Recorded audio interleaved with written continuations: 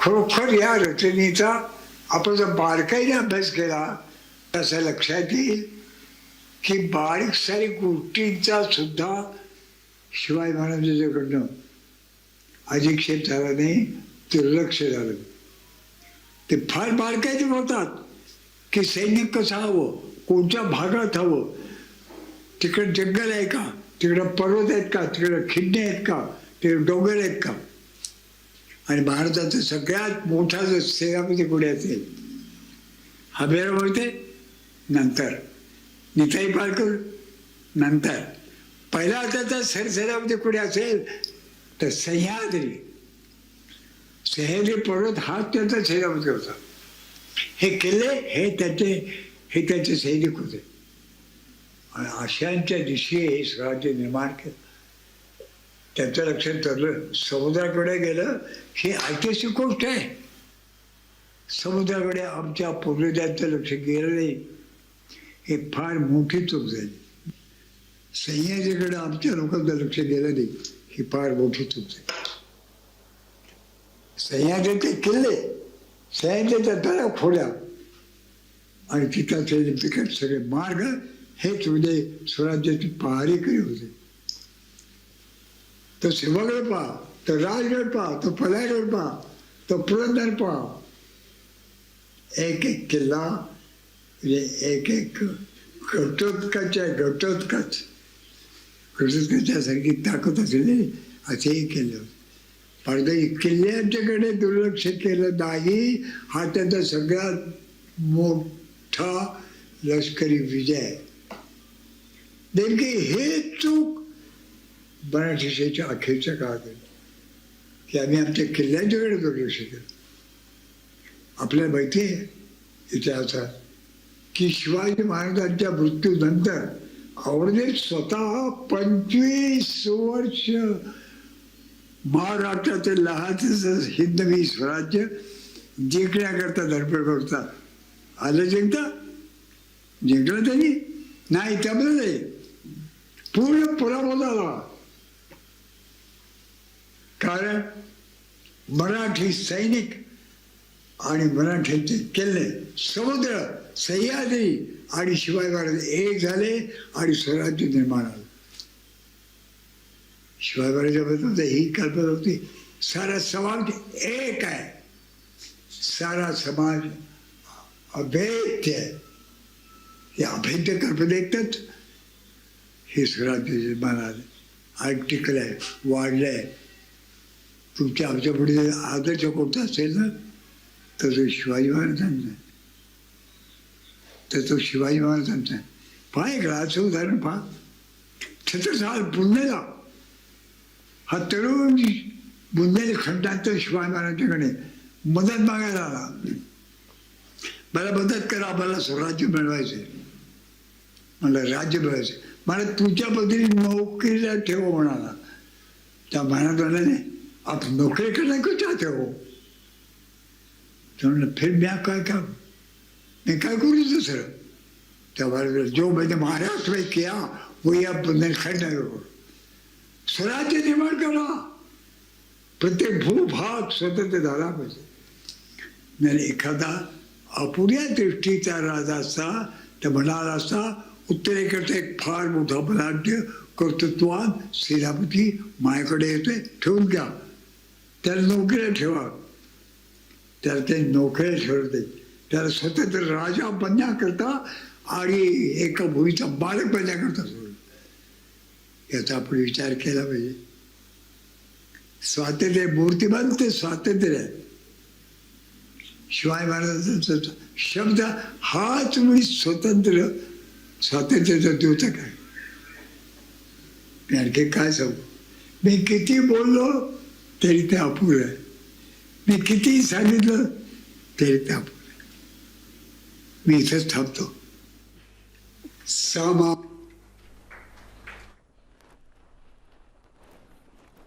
गेली अनेक वर्ष चरित्र हा ज्यांचा श्वास आणि ध्यास आहे असे शिवशाहीर बाबासाहेब पुरंदरे यांच्या जन्मदिनानिमित्त त्यांचा नागरी सन्मान सोहळा केला जातोय आणि पंतप्रधान नरेंद्र मोदी यांनी देखील त्यांना व्हर्च्युअली शुभेच्छा दिल्या, मराठीतून या शुभेच्छा दिलेल्या आहेत। त्याचबरोबर मास्टर ब्लास्टर सचिन तेंडुलकर आणि विरोधी पक्षनेते देवेंद्र फडणवीस यांनी देखील त्यांना शुभेच्छा दिलेल्या आहेत। हा सन्मान होतोय पुण्यामध्ये, जिथे स्वतः सुमित्रा महाजन लोकसभेच्या माजी अध्यक्ष उपस्थित आहेत आणि त्याचबरोबर विनय सहस्त्रबुद्धे हे देखील उपस्थित आहेत।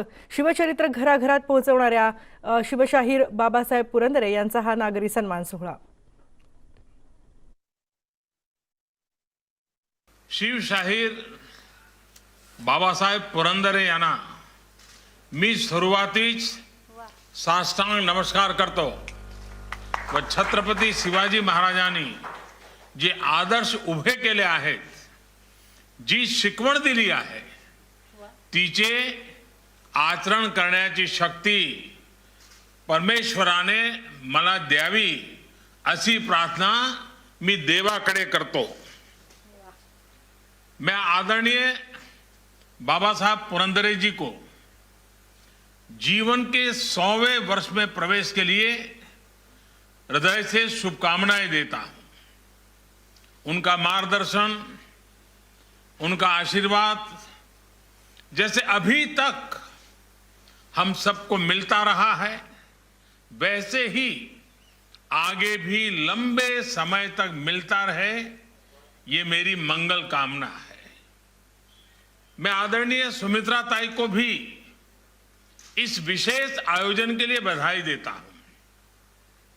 मुझे खुशी है कि इस सुखद समारोह में मुझे भी बाबा साहब के आशीर्वाद लेने का, उनमें श्रद्धा रखने वाले आप सब साथियों के बीच आने का अवसर मिला है।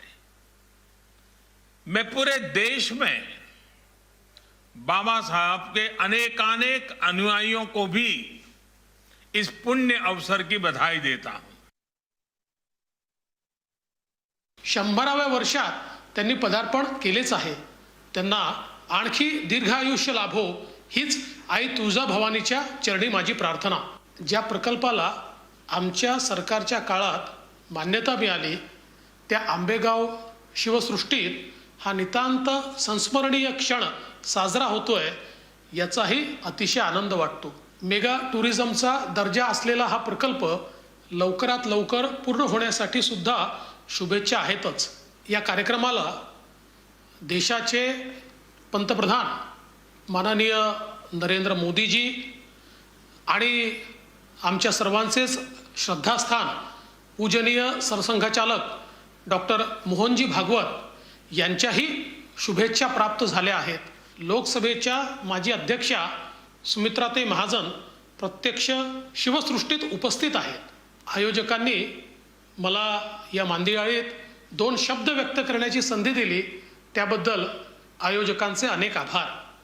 वयाच्या अवघ्या 8व्या वर्षापर्यंत जवळजवळ संपूर्ण शिवचरित्र बाबासाहेबांचे ऐकून झाले होते। या बालवयात सिंहगडावर तानाजी मालुसरेंच्या शौर्यकथा त्यांच्या तोंडून ऐकून सारेच थक्क व्हायचे। प्रारंभीच्या काळात शाळांमधून आणि नंतर विविध आयोजनांमधून बालवयातच शिवशौर्य सांगणारे एक अमोघ व्यक्तिमत्व महाराष्ट्राला लाभले। राजा शिवछत्रपती हा त्यांचा चरित्रात्मक ग्रंथ तर आजही संपूर्ण महाराष्ट्राला मार्गदर्शन करतोय। सांगितलेल्या शिवकथांमधून शिवचरित्रातल्या गुणांची मिळणारी प्रेरणा, त्याच्याबरोबरच त्याच्या मागे हा त्यांचा जो परिश्रम, त्याग, तपस्या, समर्पण आहे, त्याचीही प्रेरणा आणि प्रत्यक्ष मिळते असं त्यांचं जीवन आहे। आणि म्हणून त्या प्रेरणास्पद जीवनाची 100वी सुरू होते। त्या जीवनाने, स्वतःच्या त्यागाने, परिश्रमाने, समर्पणाने आमच्यासारख्या लाखो महाराष्ट्रातल्या त्यावेळच्या मुलांना पाथेय दिलं आहे, जीवन घडवणार। या त्यांच्या आणि एका अर्थाने उपकाराची कृतज्ञता मनात आहेत म्हणून आनंद होतोय. असा आनंदाचा क्षण आहे. आणि त्या आनंदापोटी आदरणीय श्री बाबासाहेब पुरंदरे यांना दीर्घायु आरोग्याच्या शुभकामना देत त्यांच्या हातून अविरत असंच हे शिवचरित्र प्रसाराचं, शिवगुण प्रसाराचं कार्य घडत राहावं ही शुभकामना सुद्धा व्यक्त करतो आणि त्यांचं अभिनंदन करून माझं मनोगत संपवतो. बाबासाहेब, आपण 100व्या वर्षात पदार्पण केल्याच्या खूप शुभेच्छा. इथून मी तुम्हाला वाकून नमस्कार करतो. उपस्थित मित्रमंडळींनाही माझा नमस्कार. मला आठवत आहे शाळेत लहानपणी इतिहासाचा विषय असायचा त्यावेळेला शिवाजी महाराजांबद्दल काही गोष्टी सांगितल्या जायच्या. माझ्या घरीही तसंच वातावरण होतं की वडीलही सांगायचे बऱ्याचशा गोष्टी, पण त्या गोष्टी सांगितल्यानंतर एक फिनिशिंग टच असायचं की ही गोष्ट बाबासाहेबांकडनं ऐकली आहे. मला खरं सांगायचं तर क्रिकेटमध्येही याचा फायदा झाला. या गोष्टी ऐकल्यानंतर प्रत्येकाला ती एक स्फूर्ती मिळते, एक फायटिंग स्पिरिट निर्माण व्हायचं. पण जसं जसं वय वाढत गेलं तसं मला कळायला लागलं की 45 मिनिटाच्या क्लासात एवढ्या महान व्यक्तीबद्दल कसं काय कोण कव्हर करू शकतं. ते अख्खं आयुष्य कव्हर करणं इम्पॉसिबल होतं. बाबासाहेब, तुम्ही तुमच्या आयुष्यातली 80 वर्ष दिलीत, एवढा प्रचंड अभ्यास केलाय महाराजांच्या आयुष्यावर आणि ते एवढं सगळं नॉलेज जगासमोर नेऊन मांडलंय. ही गोष्ट एक सर्वसाधारण माणूस कधी करू शकला नसतं. आपण ही गोष्ट एवढ्या सक्सेसफुली केले आणि एक प्रचंड लेवलला केले. कुठल्याही गोष्टीचा अभ्यास करणं, तो इतक्या खोलात जाऊन अभ्यास करणं, एवढी कमिटमेंट दाखवणं, ह्याचं तुम्ही सर्वात मोठं एक्झाम्पल आहात. मला एका गोष्टीची खंत ऑलवेज राहील. मी जाणता राजा कधी बघू नाही शकलो. माझ्या क्रिकेटच्या करिअरमध्ये प्रवास पण करायला लागत होता आणि मॅचेस होत्या, त्या समहाव तो योग जोडून आला नाही. पण ह्याची खंत मला ऑलवेज राहील. काही काही माणसं ज्यावेळेला आपल्या समोर येतात त्यावेळेला खरंच असं आत्म फिलिंग येतं की ह्यांना वाकून यांच्या पायाला हात लावून नमस्कार करावा. खरं सांगायचं बाबासाहेब, ज्या ज्या वेळेला तुम्ही माझ्या समोर येता मला सेम फिलिंग असतं आणि आजही मी तुम्हाला वाकून तुमच्या पायाला हात लावून नमस्कार करतो आणि तुमचा आशीर्वाद मागतो. बाबासाहेब, देवाकडे आमची हीच प्रार्थना की तुमची तब्येत अशीच चांगली राहो. काळजी घ्या. सगळ्या दिग्गजांनी शुभेच्छा दिलेल्या आहेत बाबासाहेब पुरंदरे यांना. आणि यानंतर आपण वळूयात आजच्या घडामोडींकडे. कोल्हापूरमधली बातमी आहे. कोल्हापूरमध्ये जिल्हाधिकारी आणि भाजप पदाधिकाऱ्यांमध्ये खडाजंगी झाली आहे. CPR-मधल्या परिचारकांच्या बदलांसह मंदिर उघडण्याच्या मागणीसाठी निवेदन देण्यासाठी आलेल्या या भाजप पदाधिकाऱ्यांची इथल्या जिल्हाधिकाऱ्यांच्या दालनाबाहेरच चांगलीच खडाजंगी झाली. जिल्हाधिकाऱ्यांचं दालन इथे दिसतंय आणि भाजपाचे पदाधिकारी जोरजोरात इथे घोषणाबाजी सुद्धा करतायत. याचं कारण म्हणजे तिथे माध्यमांना आत जायला मज्जाव करण्यात आला असं म्हणणं आहे या पदाधिकाऱ्यांचं. जिल्हाधिकारी राहुल रेखावार निवेदन घेताच कार्यालयात परतले. भाजपच्या निवेदन न घेताच कार्यालयात परतले आणि त्यामुळे भाजपच्या शिष्टमंडळानं निवेदन भिंतीवरच चिकटवलं. भाजप पदाधिकाऱ्यांनी जिल्हाधिकारी रेखावार यांनी दिलेल्या वागणुकीचा निषेध केला. महेश जाधव इथे उपस्थित होते. त्यांच्या नेतृत्वाखाली हे आंदोलन करण्यात आलं. आपल्या सोबत आहेत आमचे प्रतिनिधी संदीप राजोळकर. संदीप, नेमकं काय घडलं? भाजपचे पदाधिकारी इतके आक्रमक का झाले होते? राहुल रेखावार हे कोल्हापूरचे नवे जिल्हाधिकारी आहेत. अगदी 1 महिना त्यांच्या फक्त नियुक्तीला झालेला आहे आणि त्यांच्या कामाची जी पद्धत आहे ती वेगळी आहे आणि तीच पद्धत त्यांना होण्याची देखील शक्यता वर्तवली जाते. कारण त्याचं असं आहे की भाजपचे शिष्टमंडळ काही मागण्या वेगवेगळ्या होत्या. मग त्यामध्ये अंबाबाई मंदिर म्हणजे जी मंदिरं बंद आहेत ती मंदिरं उघडावीत, CPR मधल्या परिचारकांची जी पगार ते झालेली नाहीत, अशा काही मागण्या घेऊन, व्यापाऱ्यांच्या काही मागण्या होत्या, अशा मागण्या घेऊन शिष्टमंडळ जिल्हाधिकारी कार्यालयात आलं होतं. आणि त्यावेळेला माध्यमांच्या प्रतिनिधींना मात्र केबिनमध्ये यायला मज्जाव केला जिल्हाधिकाऱ्यांनी आणि फक्त 5 जण तुम्ही या, मी निवेदन स्वीकारतो असं सांगितलं. आणि त्यावेळेला ज्यावेळेला प्रिंट मीडियाचा एक फोटोग्राफर त्या ठिकाणी गेला होता, त्यावेळेला तो कॅमेरा हिसकावण्याचा आदेश देखील एका पोलीस कॉन्स्टेबलला जिल्हाधिकाऱ्यांनी दिला, असा आरोप देखील भाजप कार्यकर्त्यांनी केलाय. आणि ह्या सगळ्याचा निषेध करण्यासाठी भाजप कार्यकर्त्यांनी जिल्हाधिकारी कार्यालयातच जोरदार घोषणाबाजी केली. आपण दृश्यांमध्ये पाहतोय. शेवटी जिल्हाधिकारी पुन्हा एकदा बाहेर आले, पण त्यांना म्हणजे माफी मागावी त्यांनी असं भाजप कार्यकर्त्यांचं म्हणणं होतं आणि भाजप कार्यकर्ते पुन्हा तेव्हा आक्रमक झाले. मग मात्र जिल्हाधिकारी पुन्हा हात सोडून परत गेलेले आहेत. सध्या त्या जिल्हाधिकारी कार्यालयात शांतता आहे. मात्र मगाशी म्हणजे काही वेळापूर्वी तणावाचं वातावरण त्या भागात होतं. पण संदीप, हे निवेदन स्वीकारलं की नाही शेवटी जिल्हाधिकाऱ्यांनी, आणि आता भाजप कार्यकर्त्यांचं काय म्हणणं आहे? एकतर जिल्हाधिकाऱ्यांनी हे निवेदन स्वीकारलंच नाही. त्या परिचारकांच्या मागण्यांचं जे निवेदन होतं तितकी ते अक्षरशः म्हणजे भिंतीवर चिकटवलेलं आहे भाजप कार्यकर्त्यांनी, आणि आता भाजप कार्यकर्ते जिल्हाधिकारी कार्यालयात निघून गेलेले आहेत. संदीप, आणि तुम्ही जसं सांगताय की जिल्हाधिकारी म्हणणं ऐकून घेत नव्हते आणि त्याचाच निषेध करण्यात आला, काय नेमक्या मागण्या होत्या या सगळ्या शिष्टमंडळाच्या? आता एकतर अनलॉकची जी प्रक्रिया सुरू झाली आहे की त्यामध्ये आपल्याला माहित आहे सगळी दुकानं आता म्हणजे 15 ऑगस्ट पासून सगळी दुकानं रात्री 10 वाजेपर्यंत उघडी असणार आहेत. मात्र मंदिरं बंद आहेत. कोल्हापूरचा जर विचार केला तर नृसिंहवाडीचं दत्त मंदिर आहे, करवीर निवासिनी अंबाबाईचं मंदिर आहे, ज्योतिबाचं मंदिर आहे, अशा अनेक मंदिरं बंद आहेत. त्यामुळे पर्यटन पूर्णपणे ठप्प आहे. अनेक व्यवसाय त्यावर अवलंबून असतात. ती मंदिरं चालू करावीत ह्या मागणीची ही एक भाजपची मागणी होती. दुसरी अशी होती की कोरोनाच्या काळामध्ये कोल्हापूरचं CPR रुग्णालय जे आहे त्याला कोरोना दवाखाना म्हणून ओळखलं जातं, त्या दवाखान्यातल्या परिचारिका या म्हणजे आपला जीव धोक्यात घालून काम करतात आणि त्या परिचारिकांचं वेतन थकलेलं आहे, ते वेतन त्वरित देण्यात यावं अशी मागणी एक होती. आणि व्यापाऱ्यांची अशी मागणी होती की ज्या काही नियम आहेत, नियमावली जे आहेत त्यामध्ये थोडीफार शिथिलता द्यावी, अशा 3 मागण्या घेऊन भाजप शिष्टमंडळ तिथे गेलं होतं. मात्र जिल्हाधिकाऱ्यांच्या या वागणुकीमुळे त्यांनी निषेध केलेला आहे. धन्यवाद संदीप या सगळ्या सविस्तर माहितीबद्दल. आणि जाणून घेऊयात नेटवर्क 18 आणि फेडरल बँकेचा विशेष उपक्रम संजीवनी विषयी. कोरोना विषाणूचा कहर रोखण्यासाठी देशात मोठ्या प्रमाणावर लसीकरण मोहीम सुरू आहे. पण मुस्लिम समाजातले काही लोक अफवांमुळे हे लसीकरण टाळत आहेत. आणि लोकांच्या या चुकीच्या विचारसरणीला सुधारण्यासाठी सुफी संत हजरत ख्वाजा मोइनुद्दीन हसन चिश्ती दर्ग्याचे विद्यमान दिवाण सय्यद जैनुल आबेदीन अली खान यांनी लोकांना आवाहन केले.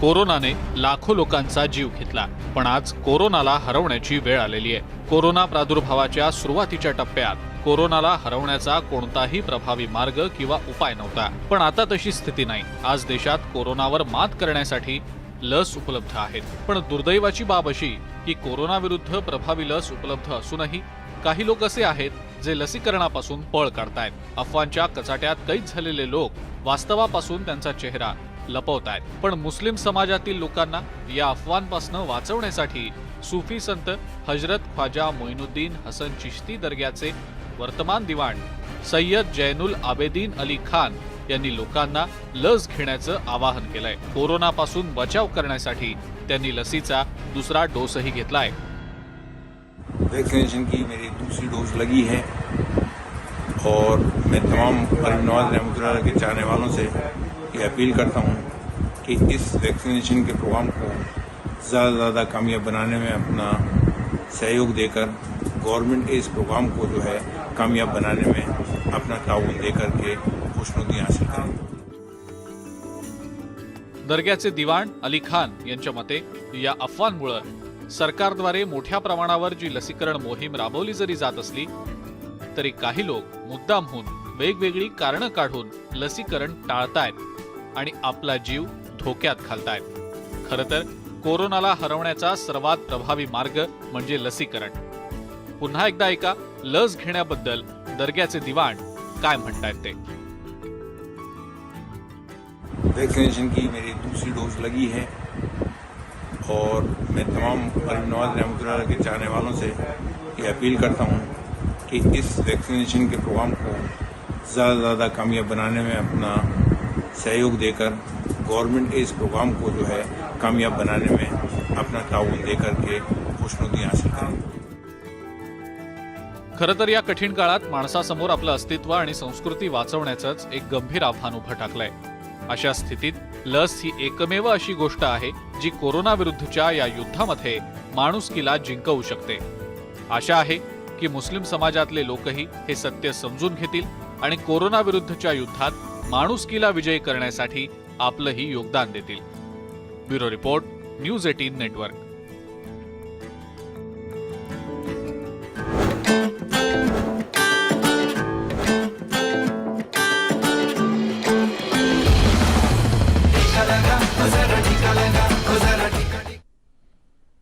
आणि तुम्ही जर आतापर्यंत लस घेतली नसेल तर लवकरात लवकर जाऊन तुमची लस घ्या आणि आमच्या या मोहिमेत सहभागी व्हा आणि बाहेर पडताना मास्क घालायला मात्र विसरू नका। यानंतर आपण इथेच थांबतोय, पण ताज्या घडामोडींसाठी पहा फक्त न्यूज 18 लोकमत।